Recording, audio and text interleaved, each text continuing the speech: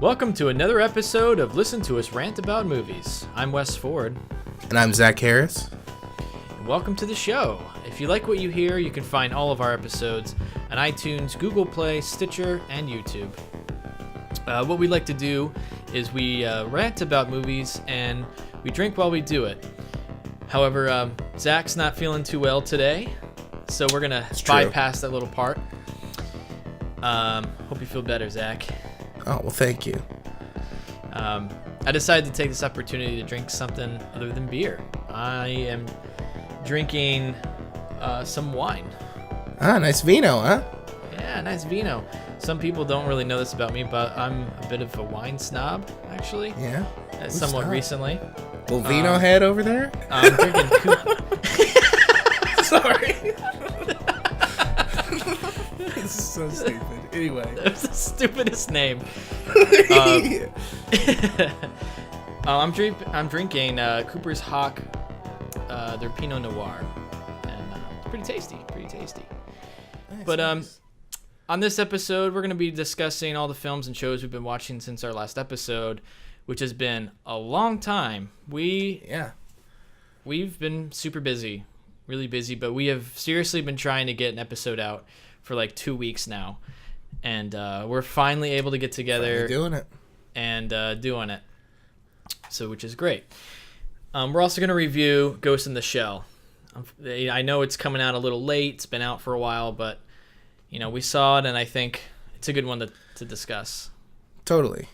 Gotta justify seeing it, you know what I mean? Yeah, exactly.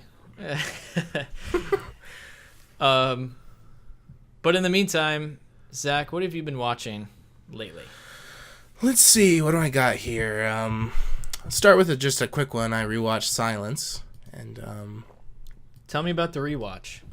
Oh, it was nice and tasty. I was loving it. That Blu-ray disc looks very, very nice, and just a fantastic film. Just love Silence. It's great. I just made a little purchase myself for Silence. I heard about that, yeah. I'm excited. Yeah, man. No 4K, though. It's kind of a bummer. I know. They don't...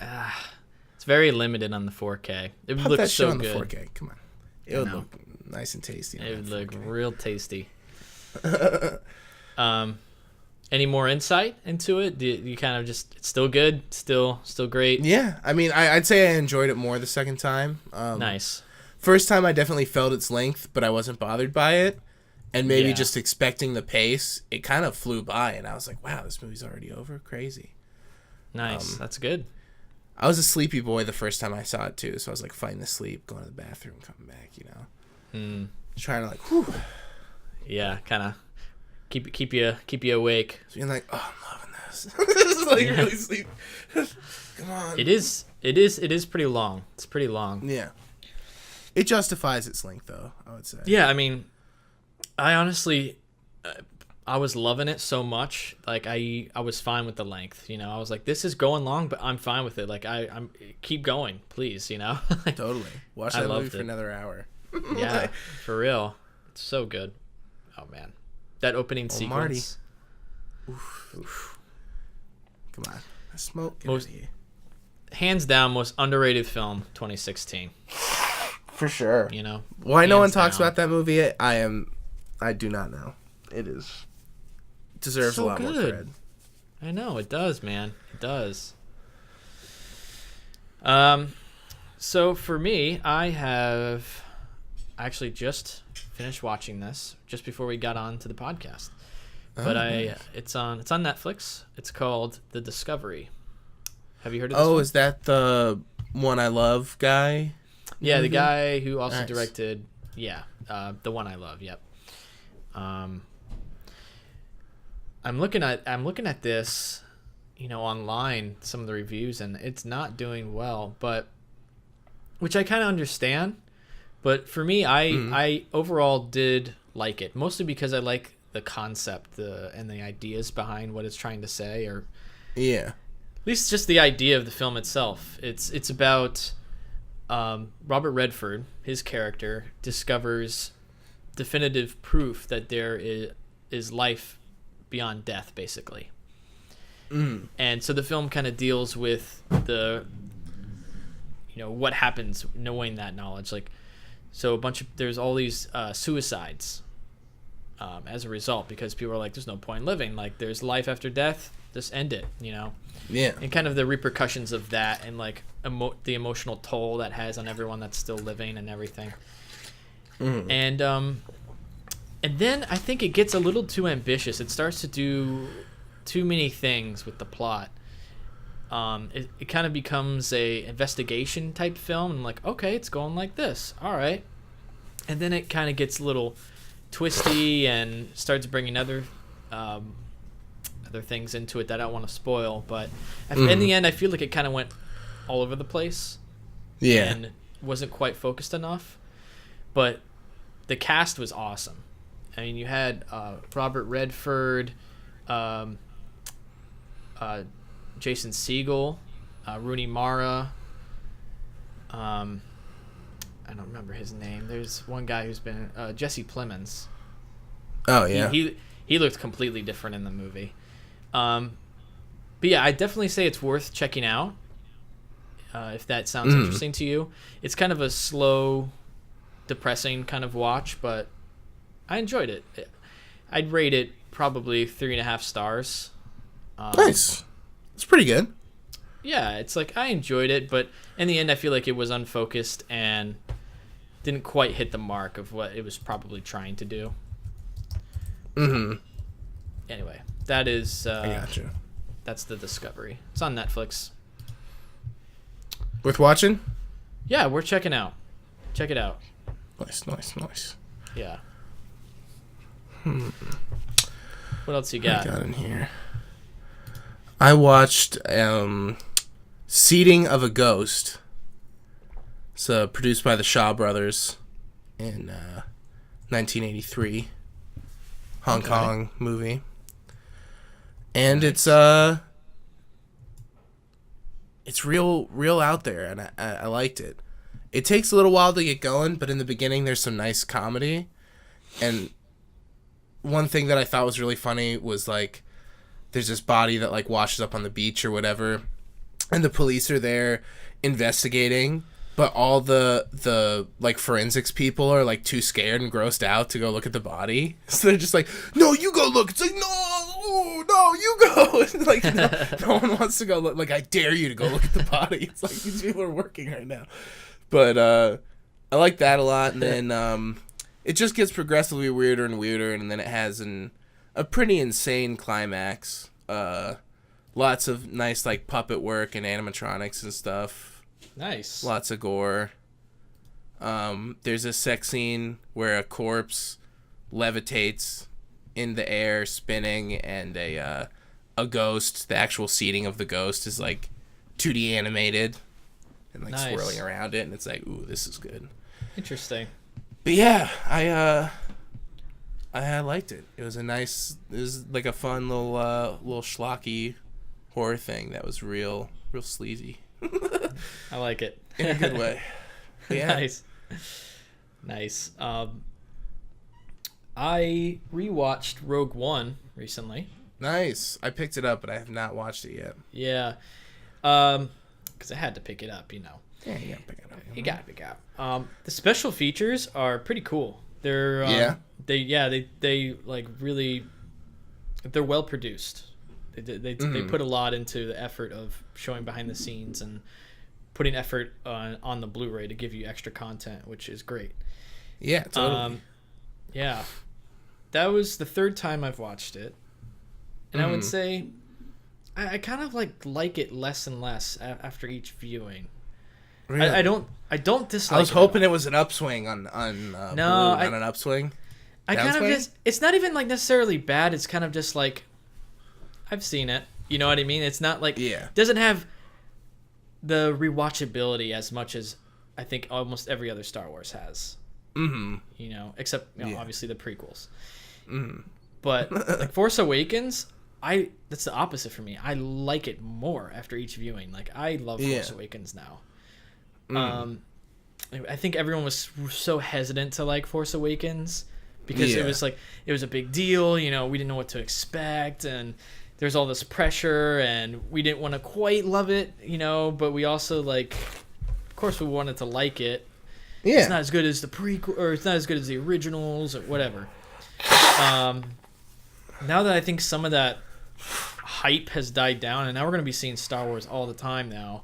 It's true. We're going to be judging them less harshly. That being said, I really liked Rogue One. I still like it. I just don't think it's it's just not like it's not as rewatchable as I was hoping it would be. Like, oh, let's pop in Rogue One as much as I thought it would be. You know what I mean? Mm-hmm. Still great. I mean, it looks great on Blu-ray. Yeah, no 4K again though. What's up with that? No 4K because Disney's not. Kodak Wars. They're the Dolby, right? Yeah, Disney's not getting into the 4K game because they want to support Dolby Vision, which is a separate codec from the mainstream 4K codec HDR. Most 4Ks come in HDR, and Disney wants to support Dolby Vision, which there's none of that yet. There's TVs that support it, but there are no Blu-rays that have Dolby Vision yet. So it's like, yeah. And then what if they start supporting Dolby Vision? It's like, now my TV can't see it. I can still see 4K. I just can't see that real nice, you know, HDR kind of like great. That buttery, like buttery range, you know. The range, yes, exactly. But you can't get. Come on, I want Star Wars on 4K HDR. Oh, I know. But oh well, I don't think it's gonna happen. What are you gonna do? It's just weird because like they hold some of the biggest franchises. Yeah, it's like all the Marvel movies aren't out on UHD. You know how much fucking money they would make if they put that shit out? Everyone would rebuy them. Yeah, like it's such Captain a large America, fan base. Captain America: Civil War on 4K. I mean, come on, it'd be awesome. Yeah. Yeah. It's unfortunate. It's like Doctor Strange just came out. I picked that up just because I have to get all of the Marvels, but yeah, it's like, again, no 4K. You're not going to get 4K. That. Come on. I don't even have a TV, and I think it's bullshit. Or 4K TV. Like, come on, guys. Give in. It's UHD. It's HDR. Come on. You know, this is going to get a little off topic, but I think this is important, Zach. Let's do it. I was actually discussing with some people on Twitter kind of about physical media versus digital, and we've kind of talked a little bit about it before, but now that we're talking about 4K Blu-rays, I do think that the formats is not going to fully flourish. You know, it's going to probably kind of die down. And I think because physical media itself is kind of dying down. Yeah. And it's really unfortunate because it's like, as a collector, I enjoy buying the physical. You know, it's kind of like getting a nice record. You know, you get a nice record. It's like a collector's item. You get all this stuff. But they're making it so hard to keep doing that because digital, you buy a digital HD movie, you now have all the special features too. Yeah. You get that now. Like before it was just a movie. But now it's cheaper to get digital HD and you get all the same bonus features. So people are, you know, it's not even worth getting the physical to them because it's cheaper and you get the same stuff. So what's the point? Yeah. And you know what? Maybe fine if you want to put all your movies on a hard drive and bring that over to a friend's.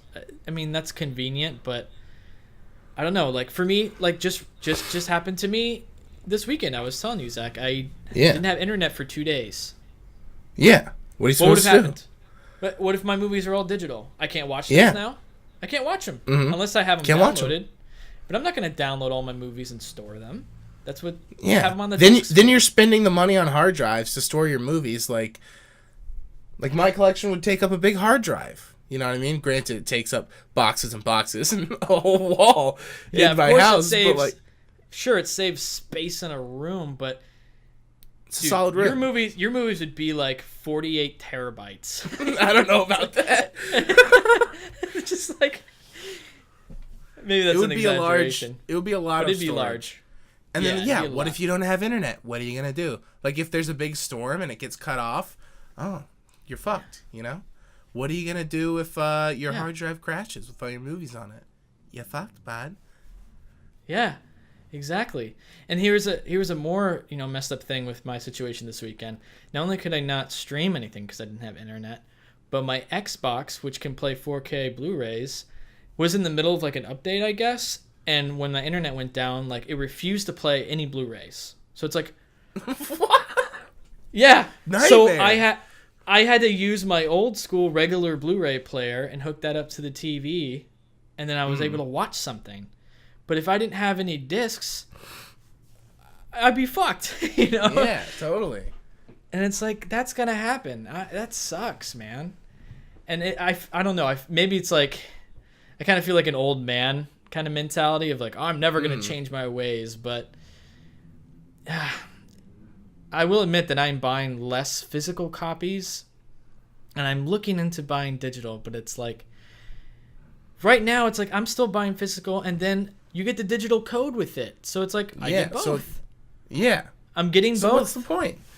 And it's also like you can just order that shit on Amazon, and it's just as much effort as buying it digitally, and then you just wait 2 days and it comes. It's not that long. Come on, guys. Yeah, it's like you can't wait 2 days. You gotta have it instantly. Come on, plan ahead. They already got a lot on Amazon Video. Watch something on there. I win. This is becoming an Amazon ad. Yeah, exactly. I don't know. By the way, today we're sponsored by Amazon. Yeah, I get people buying digital and stuff, like for people who are just casually, oh, we have a movie. It's easy because it's just like on my Apple TV, and then I just watch it. Yeah. Fair enough, but like for people that like want to buy physical stuff, I feel like there's definitely a market there, and there's an audience for it. Like I feel like a lot of like these boutique labels, there's so many of those popping up, just releasing like sometimes really cool, but sometimes just like a bunch of garbage, just like, but like transferring it real nice to 2K and like yeah, seriously, putting it out on blue, like shit that like Vinegar Syndrome and stuff. Like a lot of it's cool that they exist. Yeah, and I feel like they make money. Like, sorry, go ahead. That's it. You're good. I was just saying, I just feel like it's gonna become like a collector's item. Like buying a vinyl record. It's gonna be people like us who continue to buy them. But for the mainstream, it's gonna disappear. It's digital. I feel like it's gonna go away, which is a big old bummer. Yeah, man. I don't like it one bit. And it's like, okay, so streaming, it's pretty close to really good quality. I mean, it's good quality, but the best quality is on the disc because you're not streaming. Yeah. You're not playing it through a device. It is playing directly off of the file itself, stored on the disc. So it's the best quality sound and picture you'll get. Yeah, and that's important to me as a movie watcher. Definitely. And it's like, granted, people have better internet than me for sure, but like I don't think I've streamed a movie within like 6 months where I didn't at least have to pause it once and let it buffer, or like, oh, it's skipping. Oh, no, it's okay. Oh, no, we need to stop it. And, like, sit there and be like, all right, let's wait 5 minutes and then watch it again. Like, it's no good. Yeah. But, again, the argument for that could be like, oh, well, you just store it on a hard drive. Then you have it on. It's like, okay, but, again, with as many movies as we own, that is a lot of storage. Like, that becomes expensive because you have to get a huge hard drive. And also, like, these digital files, like, if they just give you the actual, like, MP4 or whatever, like, on your desktop, okay. But a lot of them aren't like that. A lot of them are, like, through the certain, like, part, like, ultraviolet, or, like, okay, you got to download these into Flickster, but, like, this one's it gives you an iTunes code, so then it's, like, there's no definitive way to also just store all my movies on one thing. They're all on these, like, 4 or 5 different platforms. Dude, exactly. Like, yes, that's I just want all of them, like, right here if I'm doing it, Yeah, it's like, okay, then if we're going digital, then you guys need to at least make a cohesive one format, like, place where I can get them. Because, like you said, ultraviolet. There's Voodoo movies. There's Fandango has their own. You have movies that you buy on Amazon. Yeah. You buy movies on iTunes, and it's like, man, it's like, I need to know where all my stuff is. Now I gotta like keep track of where they are. Like, no, I don't want to do that. Excuse me. But yeah, because I like for a while I didn't do anything with my digital copies. Then I was like, why am I not doing this? I got an iPad. I'm like, I'll just load them all on my iPad. So I like took all the little booklets out of all my Blu-rays that had one. Yeah. And did it. And then I downloaded like a handful of them of the ones that like I think I might just want to like pop on and I'm playing or something. Yeah. And then like didn't end up watching them for a while. And when I went back, they just weren't downloaded anymore. It's like, oh yeah, the app had updated, and then like I didn't have access. Some of them were just like grayed out. I was like, what? And then like they weren't downloaded, so I was like in an airport, and I was like, oh, I guess they just deleted it. Like, cool, you know? Yeah. Like, it's annoying. There's another problem with that too. Is for one, the codes also expire. Yep. Which there's so many I haven't like. I kind of just put it to the side and like, oh, now so probably. Over 3/4 of my movies are completely I can't use on digital now. Yeah. So that sucks. Yeah. And here's another problem with that is that sometimes these digital services that you buy them on, this has happened to someone that I know. They decide that they don't want to support that film anymore. So even though you've purchased that film and you've downloaded that film, what? And you go back like 6 months later, a year later. Oh, I want to watch that. Oh, sorry, we no longer support that film.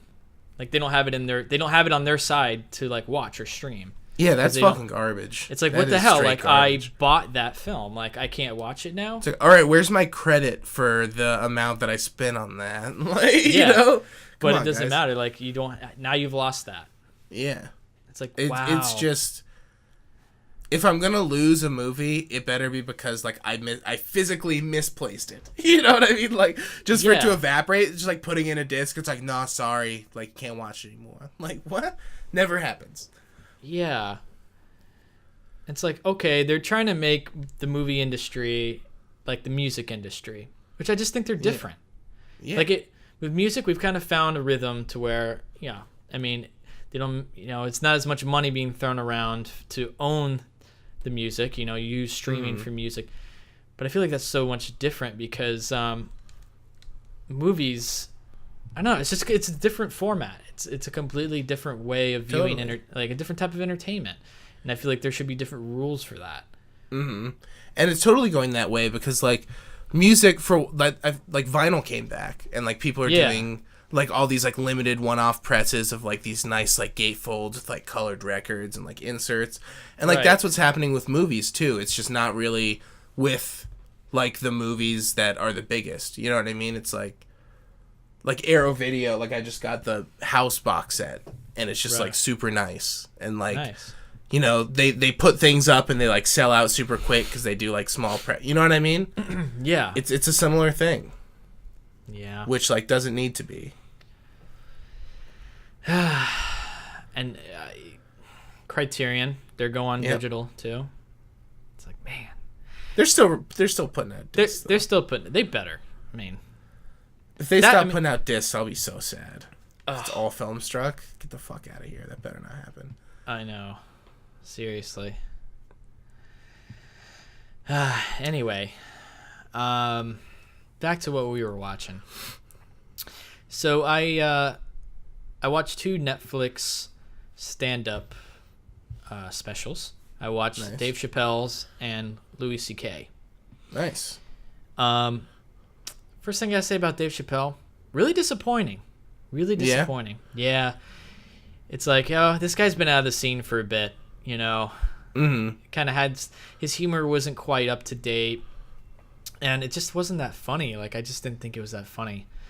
If you go on Netflix, it's there's basically 2 episodes, but it's really 2 different stand-ups. It's Age of Spin and Deep in the Heart of Texas. I couldn't even finish Deep in the Heart of Texas. I felt like it started out stronger than Age of Spin, but then it just got obnoxious, and I was just like, this is ridiculous. Plus, some of the jokes are kind of tasteless. Yeah, I've heard he got some flack. I don't really know what the story is, but I mean, I wasn't like, oh, fuck this, I'm offended. It's a comedy special, whatever. But it was just like, it's just not funny, you know. Yeah, It's totally. like you're pulling cheap jokes about like transsexuals and stuff like that, and it's like, just wasn't funny. It just wasn't funny. But Louis C.K. made some trans jokes that were hilarious, and they were in good taste. And I thought overall Louis C.K. was great. Like, I was cracking up. And nice. I gotta watch that. You should check it out. It's Louis C.K. 2017 is the stand-up, what it's called, on Netflix, and it's hilarious. It's hilarious. So check those out. Yeah, for sure. What do I got here? I watched another Hong Kong movie from '71 called A Touch of Zen, out on that Crit. Nice. Martial arts. Real good. Loved it. It's a long one. It's like 3.5, 3:15, somewhere in there. Okay. But watched it on a Sunday afternoon, just laid back, popped on a real long movie, and It has a very, very rewarding climax. And some of the cinematography is just like out of control. It's like, well, cut this right out of the movie. Jesus. Like, it looks real nice. Really? Oh, man, I might have to check that out. Yeah, man, I would definitely recommend it. It's a lot of fun. Definitely kept me intrigued the whole time. I was digging it. It was real good. Nice. I finally watched Kagemusha. Oh, yeah? Yeah. What'd you got think? the Criterion. Finally got that in the mail. Looks great. It looks great. I think overall I liked it, but I feel like it was kind of it's a very slow burn. Oh, definitely. You know, it's like a real slow burn. I kind of expected a little bit more I guess more samurai combat. You get the scene at the end, which is awesome. You get a big battle scene, but I was kind of expecting more. Not expecting. I was like, when's that gonna happen? But that aside, it was great. Kurosawa, you know, he was a master. And the one scene that really made it for me was the dream scene. It's like, some of that. Okay, yeah, this movie's pretty awesome. Yeah, it's incredible. The imagery is so cool. I read up on the in the booklet that comes with it about his influence from his paintings, how that kind of influenced the film, and he because it took forever to finance the film, and so before he could finance it, he did all these huge paintings and storyboards with color. He painted with color, an actual paint. His storyboards. Nice. And that was a direct influence, and you can see like all the colors, like the sky is like red, and you can see the painting transition into the film, which is pretty nice. Cool. Yeah, so. Yeah, man. I need to upgrade that D. I only got that Crit D. I need that Crit B. Oh, you know nice. what I'm saying? Yeah, it looks good, man. It looks good. I'm glad I was able to watch it. Yeah, it's a cool one. It's been a long time, but I remember liking it quite a bit. Gotta upgrade. Next sale. Let's see what else I got. After yours, I got one more on my list. I've got 3. I'll just brush over this one very quickly. I watched The Mighty Peking Man. It's like basically like a Chinese answer to King Kong. The Mighty Peking? Yeah, Mighty Peking Man. Like Peking. Oh, okay, gotcha. Interesting. Yeah. Shot in India, I believe, but it's like a Hong Kong production. You on those Hong Kongs, boy. Yeah, it's real goofy, man. It was fun. There was some stuff in it that was like, all right, had enough of this, but like the actual sequences of like the destruction are a lot of fun. Some real nice looking mats. I just love like matte paintings and all stuff like that, and they really go all out for it. It's like this whole thing of like him carrying this woman and like putting her in this cave, and it's just like a giant set of like giant miniatures, you know, and he clearly has like a little toy, and then like it's cross cutting and there's a full scale, you know, hand. It's like stuff like that, so it's fun. Interesting. But yeah. Then I'll squeeze in another real quick one. I watched The Man Who Fell to Earth. Rewatched that. Oh, nice, dude. There's a new blue of that out because I've been looking for that crit, but like it's out of print. It's going for far too much money. So I think it got re-released. It's a pretty nice transfer and stuff. Looks good. But yeah, it's a great movie. Man. Loved it. Super weird. Have you seen it? Yeah. Yeah. Yeah, it's a good one. Held up very well. Loved the rewatch. Nice good stuff. It's been a long time. I might have to do a rewatch myself. Yeah. Last one for me. I bought Planet Earth 2 on 4K Blu-ray. Yeah. Mm-hmm. Yeah. Have you watched all of it? Not all of it. No, Okay. I actually have only watched 2 so far. The first 2. I need to get back on that. But oh my god, it looks fantastic. Yeah, man. I just got the normal blue, but I'm sure it looks amazing still. I'm sure that 4K is just like, ooh. I heard it's like demo disc quality 4K, you know? It is. Well, it's straight up like TV display porn, you know? Yeah, totally. Like I'm fine with that though. Like oh yeah, you gotta have it. Oh, dude, it just looks so good. It's like, yeah, this is why I bought the TV. Especially in the HDR, like on that disc. It looks great. Like the range of the blacks to the whites and the colors. Yeah, it just looks fantastic. It's cool too because they shot it in 4K, so it's like native and it's like, looks so good. Yeah, man. Yeah, it's funny because some people can't see it. Like I've been watching it with my girlfriend, and I'm just like, don't you see like the quality? The like 4K. It just looks amazing. Like look at like every scene. I'm like, oh my god. She's like, I honestly can't tell the difference, and I'm like, yeah. But it looks so good. Come on, reinforce that to me. Like, tell me, it looks amazing. It's twice the resolution. It's twice. It looks good. The colors, they just look so sharp. Yeah. But anyway, yeah, it looks great. I can't wait to keep watching it. Nice. And it's totally worth the purchase. I think I did the first 3, the first disc of the Blu-ray. Nice, yeah. Yeah. Love the intro to the show with David Attenborough on the hot air balloon. Yeah. It's incredible. Really just got it to this hot air balloon. It's like, hello, I'm David Attenborough. It's like, hello, I'm David Attenborough. Fucking hot air balloon. It's amazing. But yeah, big fan. Loving it. It's good stuff. I'm going to have to buy it again, it sounds like, if I ever get a 4K TV. It's worth it, I think. Yeah. I watched the first 2, but I also checked out some of the from the bonus disc, the third bonus disc. Cool stuff in there too. Yeah. Real cool behind the scenes. Is it just like, is it docs about the behind the scenes process? Yeah. There's docs on each of the scenes. So there's one on the mountains, there's one on the forest, and real cool, man. It's like, you see like these crazy remote places that they have to travel to and how they're able to get there. Like the one with the penguins, the island episode. Yeah. There's a whole thing on how they like have to get onto the island to like shoot them, and it's like crazy dangerous, and like how they set up their tents, and there's just like they're surrounded by penguins, and they wake up each morning, it's like covered in penguin shit. Yeah, that sequence was so incredible.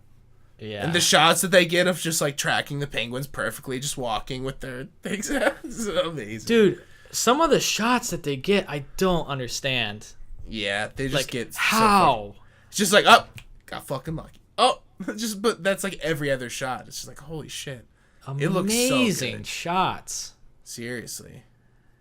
Like you can tell a lot of them, they had to have used a drone, for a lot of, like to get underneath them. It's like, how did they get the animals to like jump over the camera and like, yeah, it's insane. Like you'd have to spend all day to get that shot, like Yeah, like there was one, I think in the Jungles episode, where it's just like tracking this lizard. It's like, but this lizard has a trick up its sleeve, and he like jumps off the leaf, and he's like flying around in the jungle, and it's just like covered from like 10 angles, and every one of them is incredible, and it's just like super shallow. Everyone looks amazing. pitch perfect focus on this lizard, just tracking it perfectly in slow motion. It's like, what the fuck? This guy's on like a 200 millimeter lens. He's got this thing nice and crisp. How many cameramen are out here right now? Seriously. It's insane. Like, perfectly in focus. How? I don't understand. But, did you see the bear bit yet? The one with the bear scratching their backs? Yeah. That sequence was so goofy. It just stops. There's like a 3-minute sequence, just like boom, boom, boom. The music like, starts up. They have like this funky it's music. Super silly. It was amazing. I was all about it. Yeah, that was great. I laughed.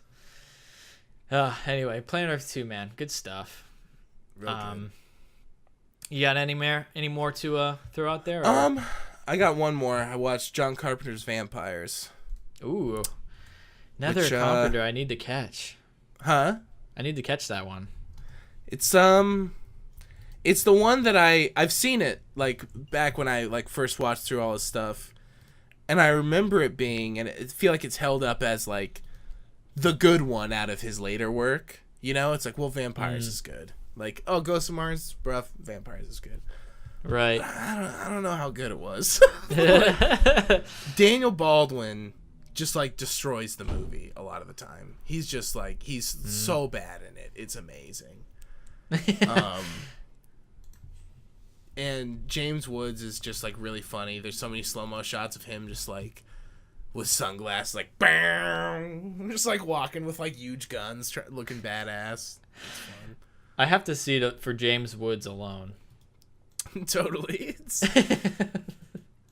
I don't know. It's fun. It's definitely worth a watch. You know, it's like, it's a John Carpenter movie. Yeah. What's his face? What's this guy? The guy who plays Eckhart in like Batman Begins. He's in it, and he's in like Last Man on Earth. Yeah. That guy's in it. It's funny. He's apparently. Sean says he's my celebrity doppelganger. It's funny. Guess I totally see it. Fair enough. But Mark Boone Jr., that's his name. What's his name? I just don't have the beard. Mark Boone Jr. Oh, I see. I just don't have the beard. I need to grow a big beard. Mark Boone, yeah, I know him, yeah. That's Remember funny. that guy? Yeah, I know that guy. Yeah. He's in a he's in a bunch of movies. Vampires. Yeah. He's in a bunch of stuff. But it's kind of funny. Yeah, it's good. Yeah, John Carpenter's Vampires is pretty rough, but if you feel like watching it, it's worth a watch if you're a big Carpenter fan. So it's better than Ghosts of Mars. It's still rough, sure. Carpenter. Still not great Carpenter. There's cool moments, and like there's a cool thing of like how they like shoot like stakes at the vampires and then have it like hooked to their truck. So the wire just like slides them out into the sun and they like explode into fire, and like that's cool. There's like inspired ideas in it, concept. But overall, just like just not great. Yeah, I get you. All right. Yeah. Well, that's gonna wrap up what we've been watching. Let's get into our review of Ghost in the Shell, starting right now.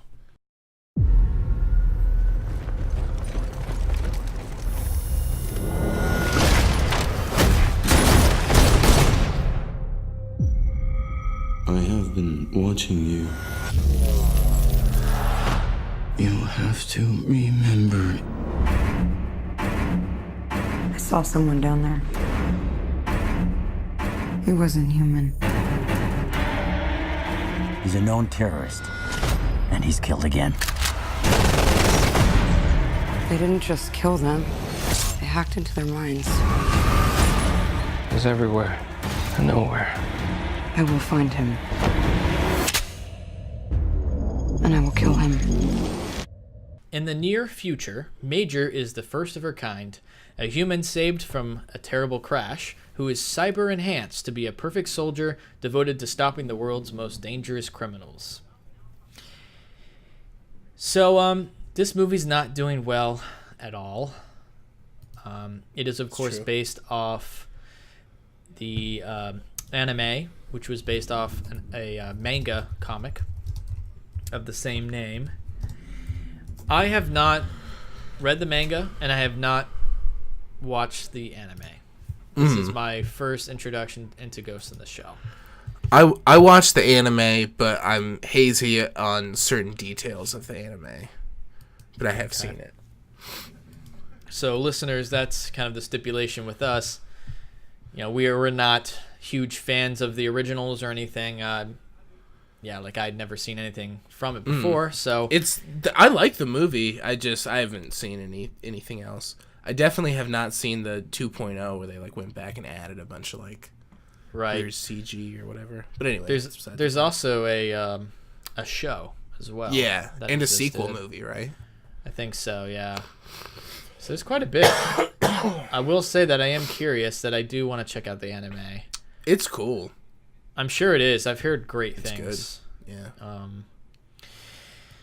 But it's not doing well at the box office, and it's not doing well with critics.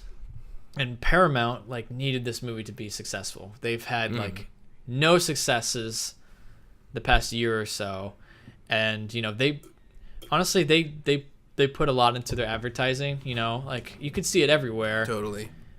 That they were trying to really push this movie, and apparently it just didn't quite stick.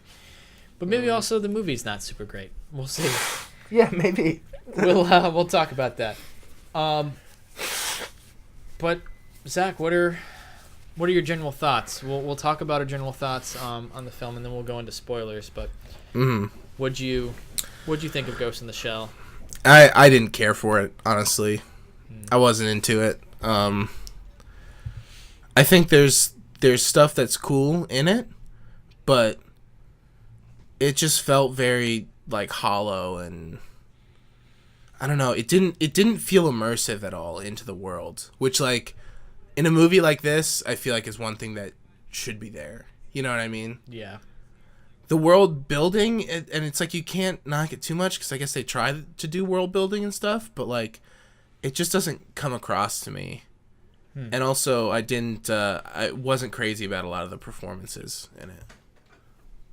So you weren't super happy with it then? No. What about you? I think I liked it a little bit more than you.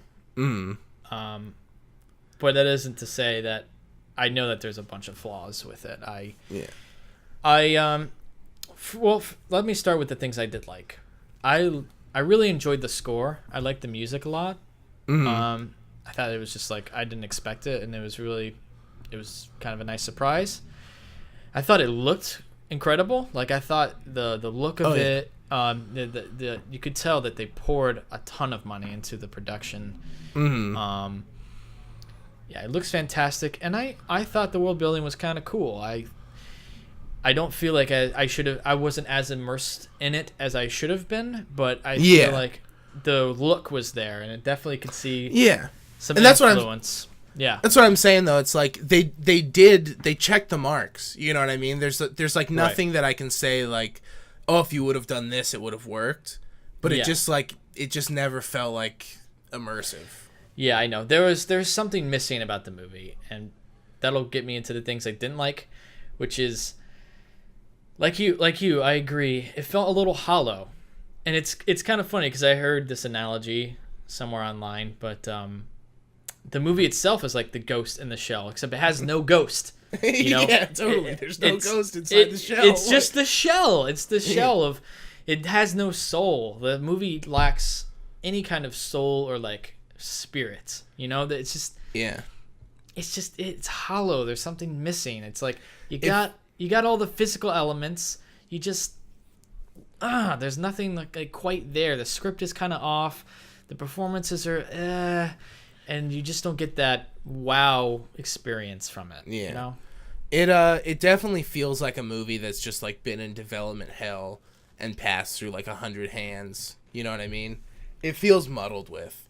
And not to say that like Rupert Sanders would have made a 10 out of 10, let Rupert Sanders make his vision. But also like it felt super meddled with. It just felt like probably like was.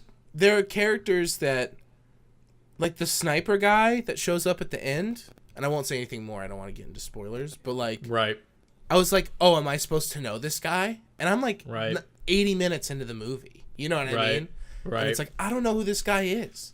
It's just, I don't know. Yeah, and I feel like because I didn't know the anime, I got this sense that they were trying to hit certain like plot points that happened in the anime or whatever, and like this is happening because it has to happen, and you know, I'll talk about more about it later, but there's just like little things that are like this had to happen, and nothing pays that off. Like nothing in the story pays off the reasoning or the motive behind these actions. Like why? Yeah.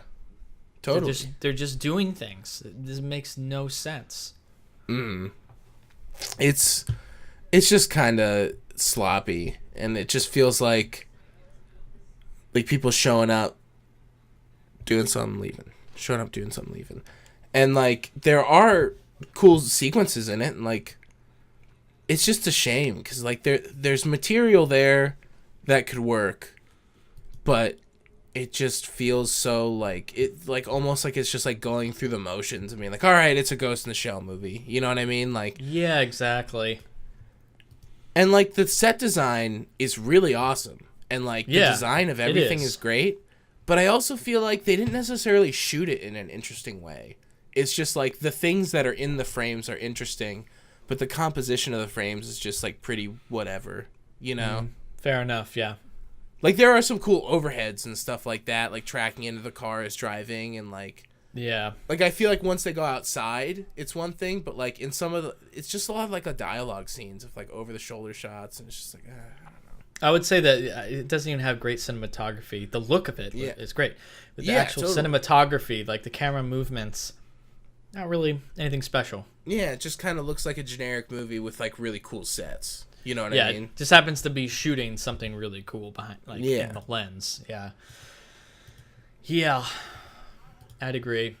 What do you think of? Let's talk about the controversy. What do you think about the whole whitewashing thing, which I think has honestly attributed probably to some of the Well, I think it's but my main thing is like it's an American remake of Ghost in the Shell, so.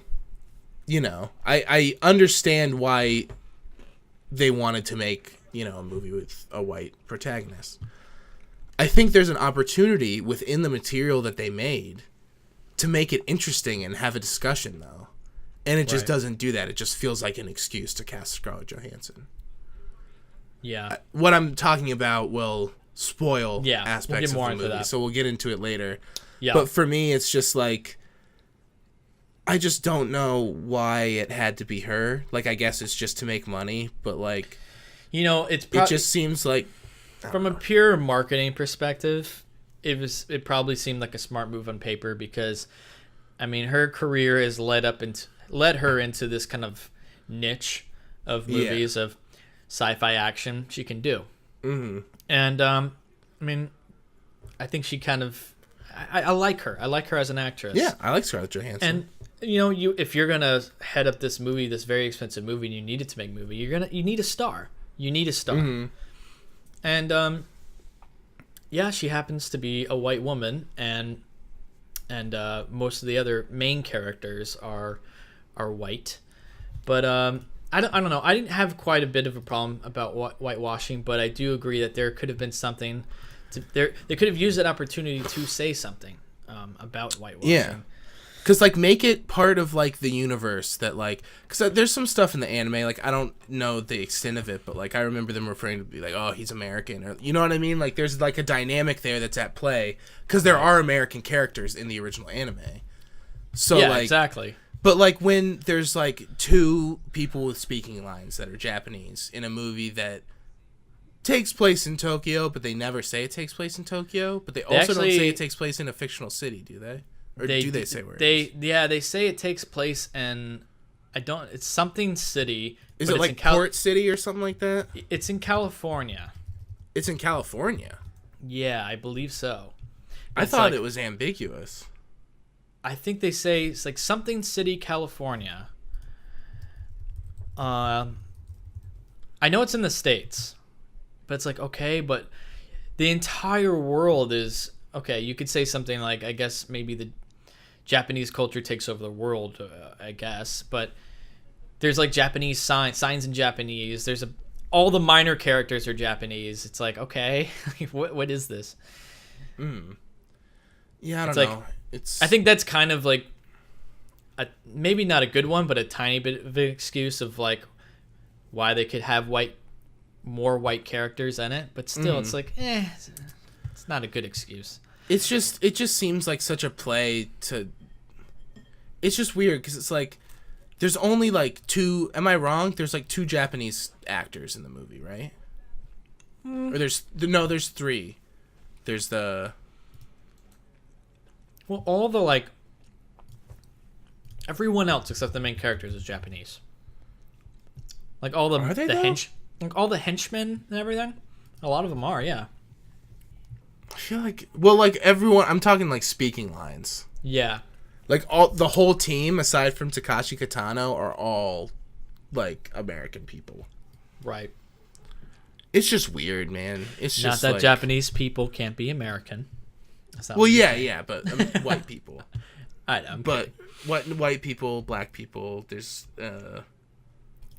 you know what I mean? Like yeah. It's like they tried to diversify it, but just not cast Japanese people in it, which I think is weird. It just seems weird. Like, yeah, I don't know. Maybe, yeah. It kind of feeds into the whole. I get it, the whitewashing Hollywood thing, but at the same time, like as someone that's kind of involved in the industry, unless things completely change, they're going to cast stars in America that will help bring marketing and bring them money. Like that's why they're making the film. So I don't know. Yeah. I think there's probably just a lot of things going against it from the start, and then actually came to filming the film, making the film, and it's just ended up being a hollow kind of corporate money grab, I think. Yeah. Because even the one thing that, like, I was excited for Takashi Kitano in it. I was like, ooh, this will be cool. At least he's in it. And honestly, like, I don't think he's bad in the movie, but it just, like, didn't have anything to do. It's like him sitting in a chair going, like, all right, where is everyone? Like, all right, don't do that. And then he goes, oh, you did it. Like, what are you doing? Like, you know what I mean? Like, they just, like, don't give him much to do. And, like, he's cool. He's a good actor. Like, give him, I don't know. It's just, like, when there's that much stuff going on, how am I, like, getting bored during this thing? You know what I mean? Yeah.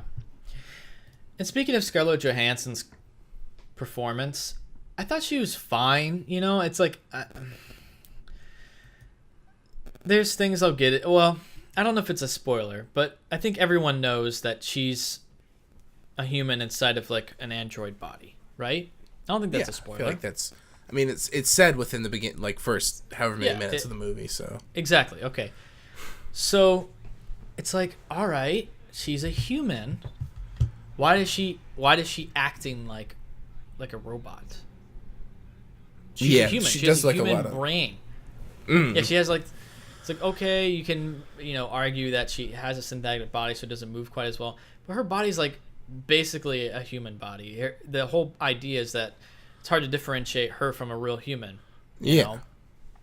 And it's like, then she should act literally like a human, not like an android. And I feel like that was like where she was coming from. Like that was her direction. Yeah.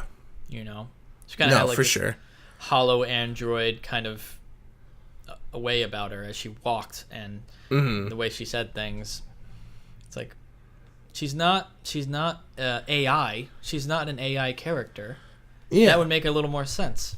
She is a human in a synthetic body, kind of like RoboCop, but totally. But it's not like with a much more technically advanced body. Like. Exactly. So I mean, he had an excuse because he was like very robotic. Scarlett Johansson, she's in she's basically in a human body.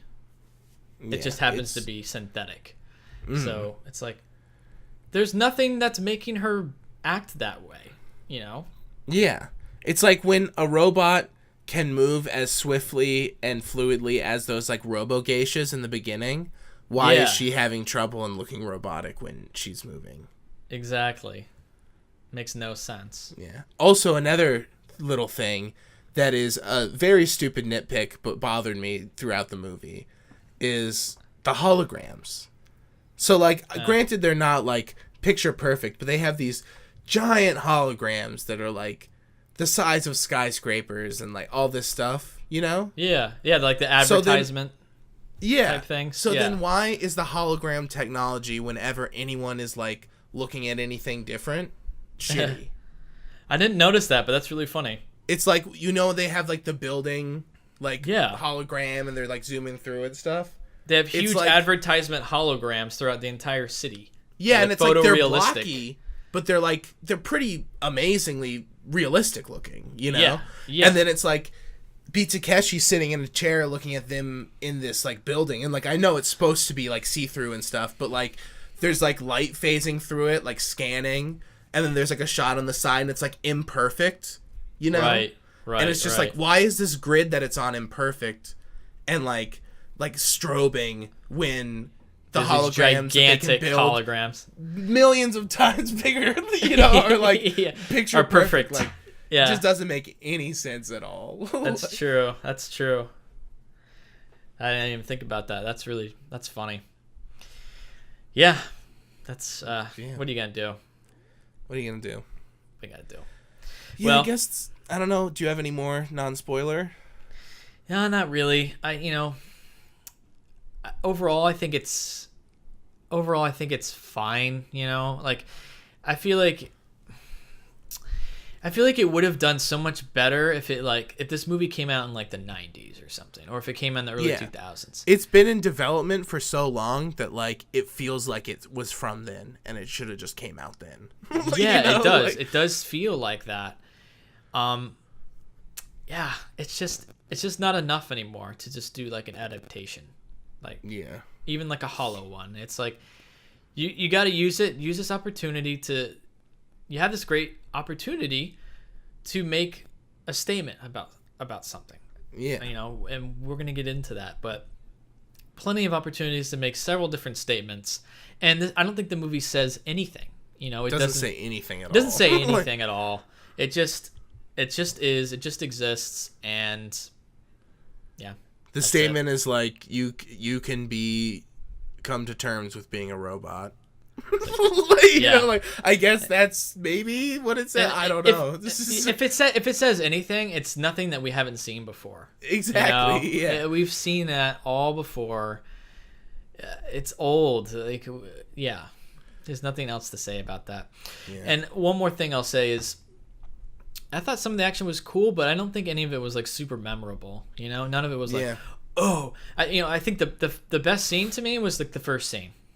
Mm-hmm. With the geishas. Yeah, totally. That was like the best scene. It's the best scene. It's all downhill from there, honestly. Yeah, it's all downhill. Like the final scene it doesn't even like add up to that. No.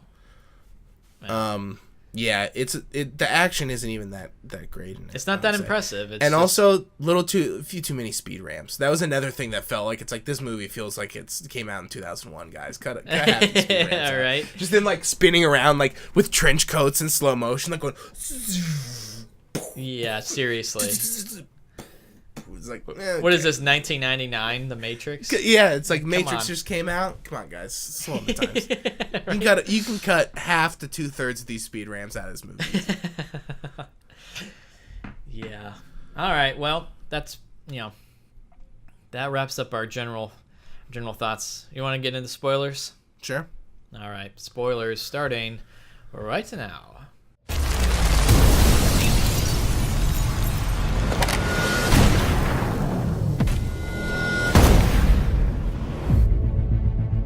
You never talk about your past. I don't remember much. Just fragments. There was an attack. You were dying. We saved you. And now you save others. Everything they told you was a lie. You had a family. Remember that. What are you? What a beauty you are.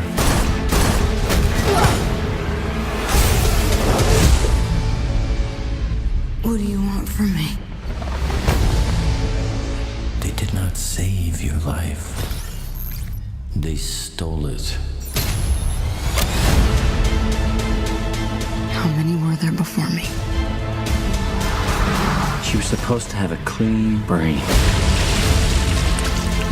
I order you to terminate.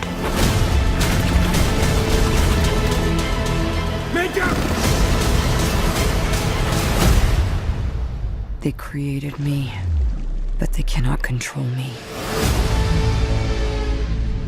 What I was saying earlier about the thing I didn't want to spoil is just like, you have a movie where a Japanese woman becomes a white woman. You know what I mean? And it's like that's fucking weird.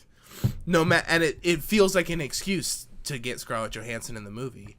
But like, okay, It's part of the plot. It's like, what? it's fucking weird. So really like, weird.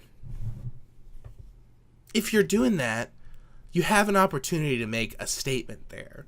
You know what I mean? Exactly. And it's one thing if there's a statement made and like there's a positive message that comes out of that. Right. But they don't.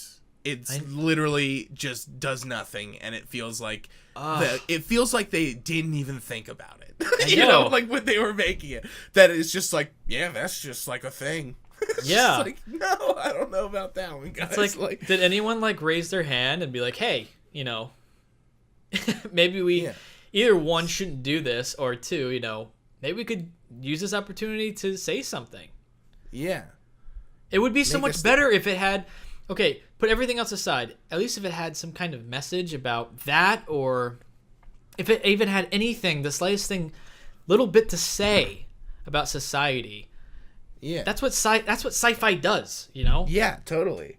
Because like if this does take place in California, and it's like, I don't know what the whole, because the location and stuff's messy, but like there could be something said about like the culture appropriation, or like, you know, like Exactly. them coming in as like a white force and like kidnapping Japanese people and making them white, like, you know what I mean? Like it's fucking crazy. And it just seems like in the movie that you're just supposed to like accept it and just go, all right, like, I guess that's what happened. Yeah, I don't understand. It's like, okay, they could have used that opportunity to say something like what you were saying, like, okay, so maybe the future, these people who are making these, you know, these android type people are they're kind of racist, and they think like white people is like the supreme form or something. Yeah. You could use the opportunity to say something like that and say how like that, how wrong that is, you know, and how, you know, she's perfectly fine being Japanese, or I don't know, like there's just so much they could have done, and it's just like, oh, so they just took this Japanese girl and she's Scarlett Johansson now. It's like, yeah, that's just a straight up excuse to cast Scarlett Johansson. Yeah, that's the thing. It's like if they made the movie, it's one thing if, I don't know, that's just like a fucking weird thing to be in the movie. It's real weird. It is. It's strange. Especially because they make up a story about her being foreign and coming there. Yeah. With like her parents and crashing or whatever, and they die. So they're like tricking her. It's really weird. It's weird. It is. Yeah, that's the honestly the biggest problem with the film. Totally. And that leads into the whole whitewashing thing. Totally. I totally get it based on that. Like, but also I feel like there's just there's like no characters in the movie. They're all just like a bunch of guys. Like, don't do anything. You know what I mean? Like, there's like 3 characters in the movie. There's Major, there's the guy with the blonde hair, and there's Michael Pitt. And that's like, those are the 3 characters. And Juliette Binoche, I guess.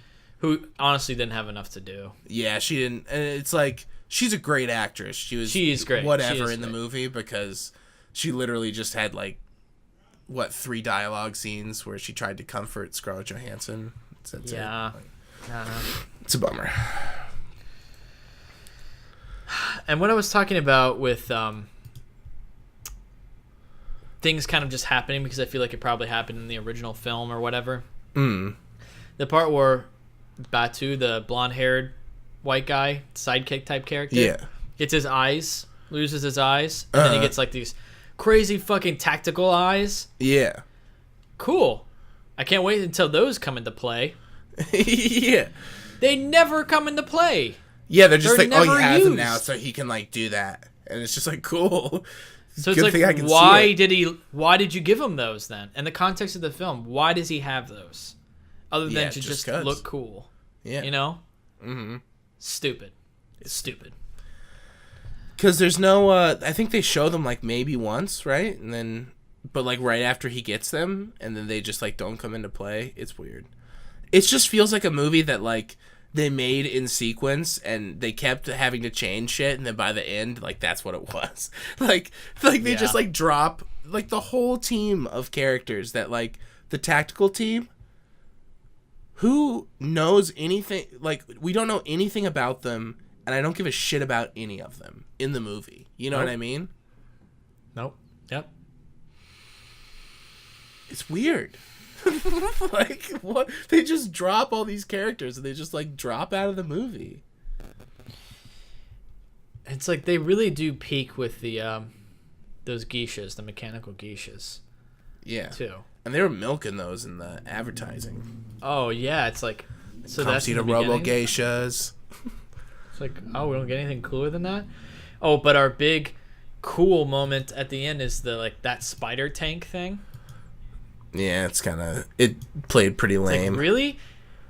It just seems out of nowhere. I was just like, I never like we haven't. There's no instance where we've seen this technology before. They plant like, no seed for the spider tank. No seed. It just this just exists. Okay, there's a spider tank. Yeah, cool. And it's like I don't care. I don't need to like have them talk about how they got the spider tank or like. That spider tanks are thin. Like, you know, you don't need to get into the minutia of the spider tank. Just like, I don't know, like have the villain who's really boring walking in front of one once, and then you just go, "That's real," and then you know what I mean, like yeah, or you like just have need to, like see a glimpse of him planning it or something. Yeah, like you see the plans like in a hologram for the spider. It's like you know. Yeah, you but don't need it's to just like it just happens. It's like why? Explain it away. It just like shouldn't be like a laughable moment when he like calls it in. And you're like spider tank, huh? Like all right, like. And the ending was just like real lackluster. It was just like, yeah, you know, just kind of boring and totally run out of steam at that point. Yeah, it had run completely out of steam, and this ends, and it's like, okay, that was it. Yeah. I think I probably liked it more after because I was expecting something really bad, like really bad. But in the end, we just got you know, a soulless kind of nice looking film. Yeah. Had no heart, but it looked good, and it had a lot of money.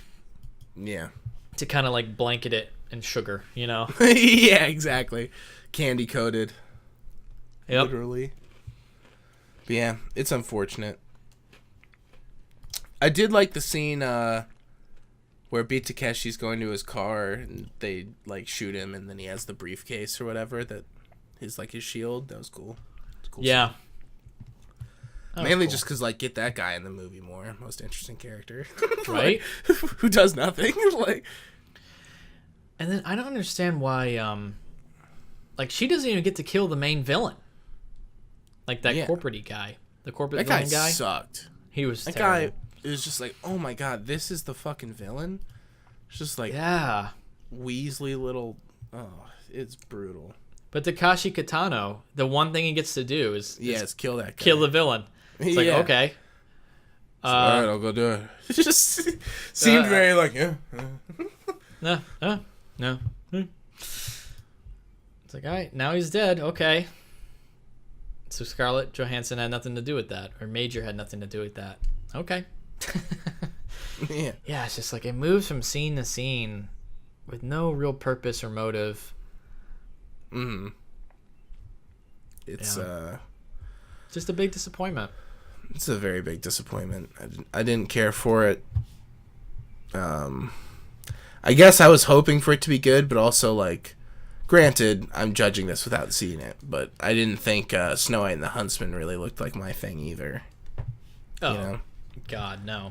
So it was like, oh, that's the guy that's doing it. Like, we'll see. You know, hopefully he pulls one out of his sleeve. You know. Oh, was it the same guy? Yeah, that was his only other feature, I think. Oh, jeez. He didn't even do the sequel. It's weird. I'm sure the sequel's even worse. The sequel looked so bad. Oh yeah. I saw the first one. No good. It's okay, you know. It's I'll never Similar- watch it again. Similar thing. Looks nice. Similar thing. At least with that, it was Hollow. an original. At least with that, it's an original concept based on Snow White, but it's like you know, it's not following a piece of material that exists. You know what I mean? Like completely copying it. Yeah. But yeah, it's not good. Not good. Yeah. Yeah. This let's see what he does next. Maybe it'll hopefully pulls it up a little bit, bud. You know, I think they were hoping too that this would probably become a franchise. Oh yeah, there's no fucking way. Because Paramount needs a franchise. They were totally hoping, but not gonna happen. Not gonna happen. The execs over there are freaking out. Yeah, it was. I don't know. It's lame. It's a lame movie. To me, I don't know.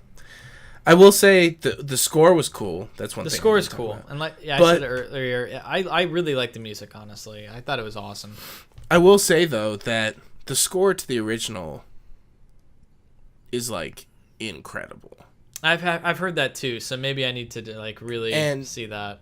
I love me some synth scores clearly, and I like play synths, so like I'm all about the synth score. But like the original one had this like really like this kind of like worldly vibe, and it was kind of like kind of uplifting at times, but then also it had I don't know it had a lot more texture to it. Yeah. And for them to pull out, it was the credit music. And they just like pull it out in the credits, and it's like, oh, so you just like didn't want to use any of this, but you just chuck it in the credits. Come on, guys. Yeah, for real. Like just throwing in some sort of organic element, I feel like would have helped it, especially because it's a movie about like a half human, half robot. Yeah. So like having like the robotic synth noises like with something like more organic to like break it up a little bit, I feel like it would have been more successful. Totally agree, man. That's a very good point. See, you have real motivation behind that score then, you know? Yeah, totally. Other than, this sounds cool. It's like you have that electric element. Totally sounds cool, though. Yeah, it does. It sounds very cool. And I especially liked it when it was more ambient. Like, the opening credits when they started, I was like, ooh, ambient opening credits. I'm liking this. And then eventually it picked up, and I was like, okay, that makes more sense. But, like, it started, like, real subdued, and I was into it. Also, Am I a crazy person, or were there 2 title cards? There were. Oh my God, there were. Because there was Ghost in the Shell real small after Scarlett Johansson in the corner. It and said then Scarlett after the Johansson. Credits. It said Scarlett Johansson, Ghost in the Shell. Pause. Yeah. More actor names. And directed by blah, blah, blah. And then the big title reveal, Ghost in the Shell. It's like, what? What's up with that? Yeah, that's weird. That's really weird. It's real weird. I thought it was weird when it was just like Ghost in the Shell on the bottom. I was like, that's their reveal? Because pretty lame. Not knowing that there was a title card. Yeah. Just thinking, oh, that's it? It's like... Well, you need to remind me I'm in the right movie. I already see that like a cyborg is being built. And the thing is, I literally got lost. The woman told me the wrong theater. So I was like, oh, I hope this is the right one, because I was running, because I was late.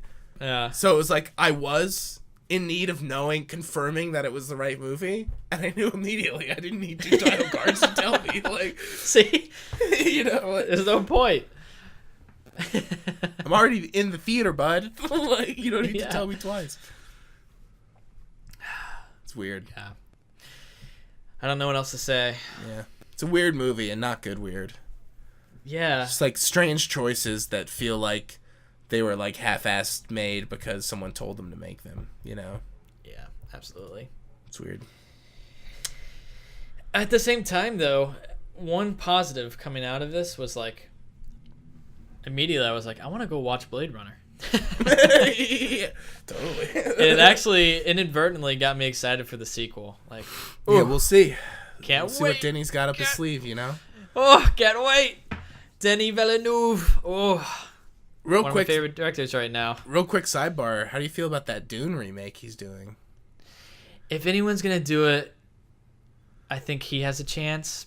Mm-hmm. But he's getting into the sci-fi game real hard. I kind of like it, but Yeah. I'll definitely feel good about Dune once he. I think he'll do a good job with Blade Runner. We'll see.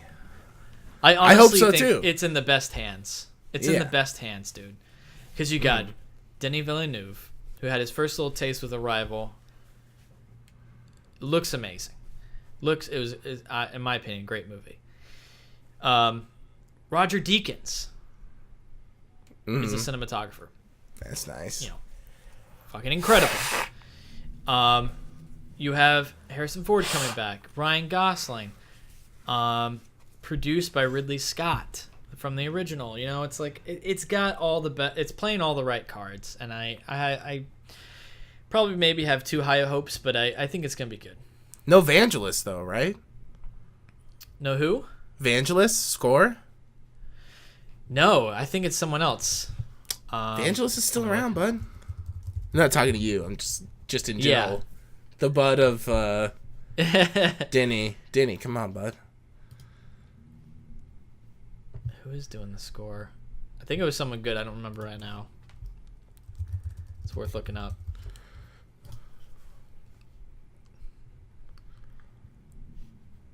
Oh, same guy as Arrival, Johansson. Oh yeah, he's good. He's good. He's good, but like Vangelis though, you know, get Vangelis come in, like maybe like do like a little bit, you know, lay some synths down. Yeah, exactly. There's this real quick sidebar on Vangelis. There's this amazing video of him. I guess he bought like all like multiples of like the same like synth voice, which is like a little box.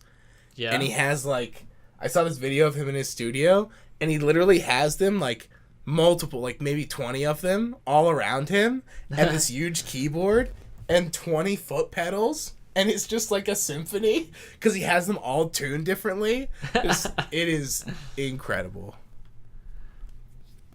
She's not credited on here, but ever since I saw Mackenzie Davis in The Martian, I was like, she is perfect. If they were to ever remake Blade Runner, because there was already rumors at that time, Yeah. or when they do the sequel, Mackenzie Davis, perfect for, Yeah. I don't remember that character's name, but you know I what I'm see talking about. Yeah, yeah. The girl robot girl. Yeah, yeah. No, I can totally see that. Like, she is that. She's perfect. She is that. She is that. No, she's perfect for that role. Yeah. Anyway, I don't know how I feel We'll about see. Jared Leto being in it, but Oh, I don't like that one bit. It's a stanky whiff on top of I know. Get seemingly him out good- of here. Get him seemingly out of good here. meal. Like me some Edward James Olmos though. Glad he's in that. Hell Get yeah. him there.